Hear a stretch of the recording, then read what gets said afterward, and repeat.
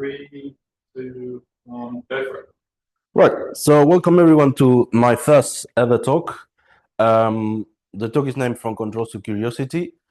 Things I will cover on the talk today is the importance of asking why in our industry. I'll present you with an example company that ticks all the boxes, like many of us have seen out there. We'll review an incident that happened to that theoretical company. We'll discuss two different ways of managing cybersecurity, and then we'll learn how and why this is important to you. A bit of who am I? I'm a cyber risk consultant. Before that, I worked in IT support for a couple of years. I'm organized in business Bournemouth, so if you have money and you want to give it away, we're happy to take it. And I'm from the best country in the world, as you can see over there. So let's get started. I'm introducing this company called On Health. They are a trusted provider of medical records. They host a patient journal system for clinics, hospitals, and other healthcare service providers. This company, a couple of years ago, realized that some of the counterparts in the industry were being hit by cyber attacks, and some of them even were going bust. So they entered a bit of a panic mode, and the board decided that they want to chuck a lot of money onto security. So what did they do? Well, Yilong Ma was the IT director, so he knew everything about the infrastructure of the company. So it was the obvious choice to promote this lovely Asian man to the chief information security officer. And we see this a lot in the industry, where we assume that being in IT means that you know about cyber. And what this CISO do is invest a lot of money. So what does the security look like today? Well, they have really good firewalls. They have the detection system for intruders. They have a really good patch management system in place. They know where everything is at all times. And they work with a checklist. And that is the mottos that Yilong Ma put into place. If it's on the checklist, it's secure. And this is how they operate. Now, until one day, they found out that tons of records of their clients were leaked on the darknet. There was a lot of data of patients found out there, and they couldn't understand how that got out, given that they have, top security technology in place, people hired specifically for the role, all the controls that you can think of were there. So they started investigating on how this happened, and when they found out was that a hacker found out that with the application that they used to access their own medical records, if they play a bit with it, with an SDK, they found out that the traffic coming from the application to the database in the other end wasn't verifying in any way the authenticity of the request, meaning that they just dedicated some time to fast and find the ID of every customer of different companies that were hosted within that database and just got all of the data out. Now, why did this happen if they had so much money put in place, if they have invested so much, if every control was there that you would expect to be there? Why did this happen? Well, what they were doing is what we know as control focus management. And it tends to come hand in hand with the legacy way of viewing cyber, where IT people that are used to deploying and taking care of the infrastructure and are more used to work with hands-on with the controls themselves, find themselves having to secure an environment, and they do it the way they know, which is based on the controls. What is everyone else doing out there? What controls do we see in place out there? Well, we should spend money on that. Now, is there a better way to do this? It definitely is, and it's what we do where I work, which is risk focus management. Instead of chucking your money at the system expecting to tick every possible invisible box, what you should be doing really is understand, what are we trying to protect? What is the core of, our service? What are our current jewels? Who and how could they get to this? And what do we do about it? And if this company had taken this approach, they would have noticed that the database was a crown jewel. All of that patient information was a crown jewel, probably followed by their financial records and all the money that comes associated with that. And they would have ring-fenced that application in a way that something somewhere would have detected that perhaps someone with a valid use of the application can exploit it and get information out in a way that traditional controls are not aware of or could not be aware of. If you do it in a sensible way and over a long period of time, how would a data prevention or data leak and prevention system realize that that traffic is legitimate or not? That those megs coming out every second are from different pages looking at the records or one person leaking everything. This is the kind of things that you would identify as a risk. This could be a scenario that you would looking at on the board and be like, how do we address this particular risk? This is what we do on cyber risk management. So did they really need all those controls? Well, the answer obviously is no. And this is one of the benefits of doing risk focus management over control focus management. If I know what I need to protect and I know from what and how, then I only need the resources necessary to protect that one thing in that particular way, or in those particular ways that we've identified.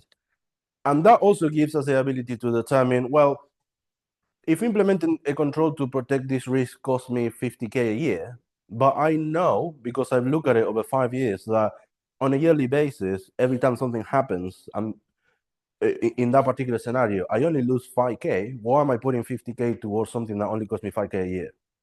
Which is something that we see a lot with controls focus management. How many companies have you guys worked with before, or you will work with in the future, where you walk in, they have the latest and greatest, they have amazing technology, but they just use RDP to talk to everything and everyone in the network. There's just no point in having a SOC looking at the traffic. They probably told you a million times that you shouldn't be doing that. So these are the kind of things that we look at when we talk about the benefits of risk focus management.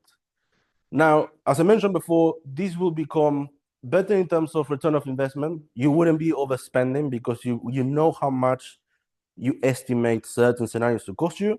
You know how much you estimate controls to cost you. And when you tally them side by side, then the investment kind of becomes obvious. It's much more efficient. You don't need to cover every corner of your house. You just need to cover the entry points. You just need to cover the things that you are worried about.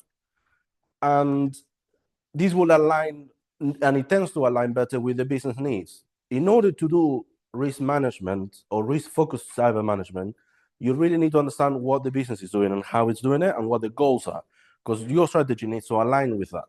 And it very likely will happen. If you understand what are they doing and what the source of income is, then you will easily be able to identify what the crown jewels are and where you should be investing money. Now, you may think, why do I give a fuck?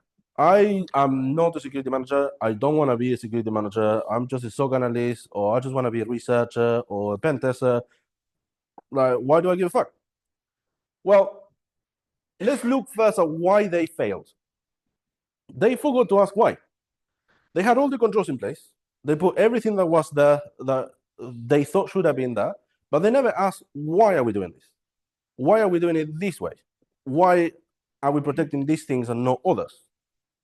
So what could have changed if they asked why? Well, they would have identified the patient journals as the crown jewels, first and foremost. They would have recognized the value of that data. They would have recognized how the data is accessed, what the channels are, what the data flows that data transverses are, and what controls could be put in place there to protect from scenarios that they assume could happen.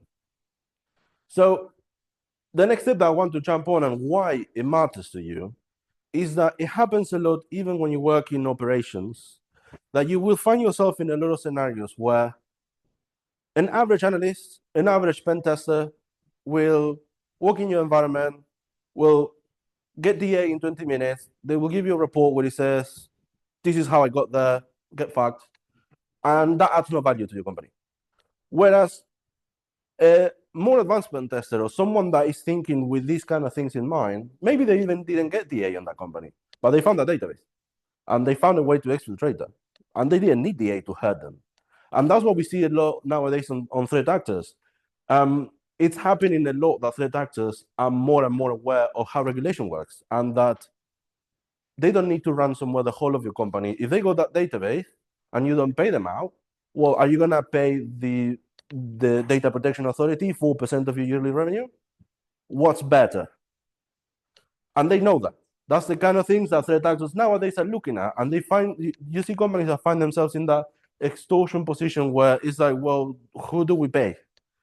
So applying this kind of mindset of asking why, which by the way is something that, you know, we've always done, and then we lose at school. Like children ask why all the fucking time, and there's a reason for it. Then we get molded into a little box at school, and we stop asking why, and then you get put in the corporate slop, you know, trail, and you never ask why. You know, asking why will very often put you in a place in your career and in your development where you start realizing that there's a lot more value to be added by your role than the immediateness of its actions around controls. And that can happen in any and every sphere of cyber. It doesn't matter in which area of operations, risk management, architecture you work, in any of those spheres. If you ask why are we doing this? What am I trying to protect and how? What am I trying to protect it from? How could it get there? The value that you will add to an organization by being able to answer those questions is a lot more than here's how I got the A on your environment in 20 minutes. So apply that curiosity at work, learn like Matt did eventually. He learned that, sometimes when you have the chance, and I know that depends on the job and your role, it's not easy, but sometimes if you have the chance to stop for a second and ask, why am I doing this? What does this alert I'm looking at in the SOC really mean? Or what does this alert in conjunction with this other 20 that I saw in the last week mean? If you're, testing an environment and you have the ability to ask and understand what is the company doing, you'll be able to find pathways outside of your technical checklist, outside of your, audit, where it tells you everything that you need to check. You will find value in those things that might fall out of the scope of a technical test, but that adds more value to the company itself than identifying 3 vulnerabilities in the system. This is what they care about. You come out with a list of CVEs and they're like, yeah, so what? But you come out to them with like, this is how I got access to what matters most to you, and these are the things that you should be doing, or the things that you should be looking at to protect that. That will add more value to a company than anything else that you can do. And if you adopt that mindset, there's just no way that your career is not gonna get into a better place. There's no way that you won't be noticed. There's no way, because at the end of the day, those other operational roles, those other SOC roles, pen testing roles, research roles, what they are at its core is a way of providing assurance that the controls that we implement based on risk analysis work. And understanding that that's why you're doing your job. You're not pen testing things because of fun or because someone wants to know the fact. You're doing it because they want to know, are we doing things right? Same thing with SOC. If you get 20 alerts of the same kind, then there is always room for you to raise your hand and ask, like, can I have a contact with the customer and say, if you have the same customer having 20 times the same alert, if they click on a link 20 times in 3 months, maybe you should raise awareness to that, that one individual of how they're doing things. And that would probably add more value to them than you just like, yeah, it's the same guy again. Solved, and nothing else. Right? So key takeaways of this talk that I want you to take are: think outside of the checkboxes, think beyond the list of things that you should be doing every day. It's easy to fall into that because the job can get repetitive. The methodology is proven, and that's why we follow it. But that's why we humans are not AI doing it. It's like, well, there's something outside of that checklist. It's something outside of that protocol that you add value on as a human, which for now, knocking wood somewhere, other systems are unable to do. This will allow you to focus on adding value to your work and the work that you provide and the services that you provide to your clients.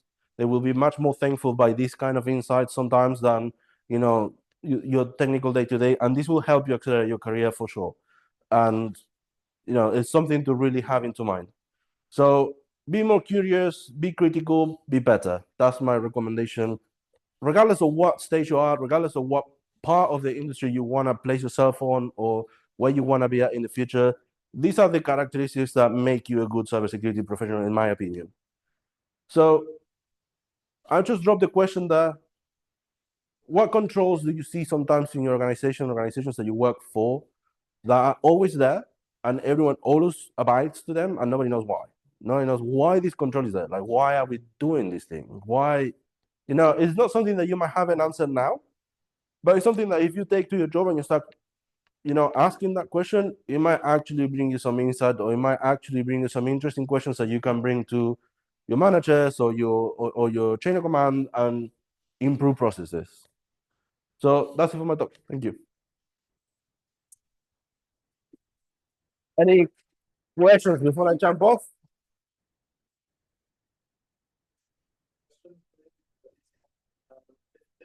An organization is implementing a control such as a 90-day password policy reset. Yeah. What would your advice be to around this question of why are they doing that?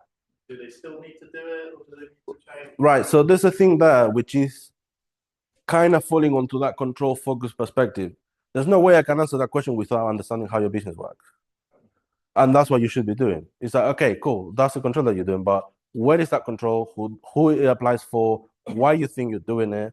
And what does your business do in general? Like, is that really a need? Then I'll be able to tell you based on that analysis, like, yeah, that corresponds, that is in control for a risk that makes sense for your organization to have, or that's an overkill that you just got told for 20 years that you should be doing and you shouldn't. Like, we know better nowadays, right? But again, maybe you work in DARPA, and that is the thing that should be happening every week, and for obvious reasons. So again, a lot of this is context related, and that's what we're learning on the industry more and more. Everyone knows the catchy phrase, there's no one silver bullet for everything. But what we mean really is this: is that until you understand how a business operates and how they make the money and what they're trying to protect, you won't understand why and which risk should, which controls should be there, and how to, carry them out. Questions? Yeah, is there any kind of checkbox that you see throughout the industry, maybe been around for ages or something like that, which people follow without really questioning it? So, more recent than not, a lot of companies are relying more than they should, in my opinion, on Cyber Essentials. It is a good framework to get the basics in place to protect you from, the blanket skiddy attack. But it's also very easy to pass without really achieving that. It's very easy to, tick the box without really implementing the control in a way that makes sense. And that's something that we see as well. I would probably differ a bit with ISO 27001 because it's not easy to implement without starting to pull into this risk-focused approach. The whole framework is more oriented towards risk management and risk focus and risk center management than control based. So yeah, the framework is asking a lot of questions about specific controls, but the way it was designed pulls back to the main risks that they see, and that's why the framework evolves and so often as well. So yeah, there's a way to achieve ISO 27001 compliance and still be a mess. You're not going to be the same mess that if you had Cyber Essentials, but it's very, very hard to implement that framework and not start asking why. The framework is just pushing you towards that. There's a lot of controls and questions that you will have to ask why are we doing this and how to implement it. But yeah, back to the question, I would say Cyber Essentials nowadays is became one of those that is like, I got Cyber Essentials and it just means fuck all. Like, in all fairness, at least unless you have gold that someone came and audited your environment, and even then I've seen environments where it meant nothing. It's just like, yeah, cool, now fucking little Vladimir can hack you, 13-year-old in Russia. But where? It doesn't say where, how many, in how many formats, like ISO would, for example, tell you.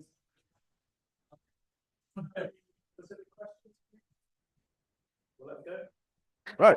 Thank you. No.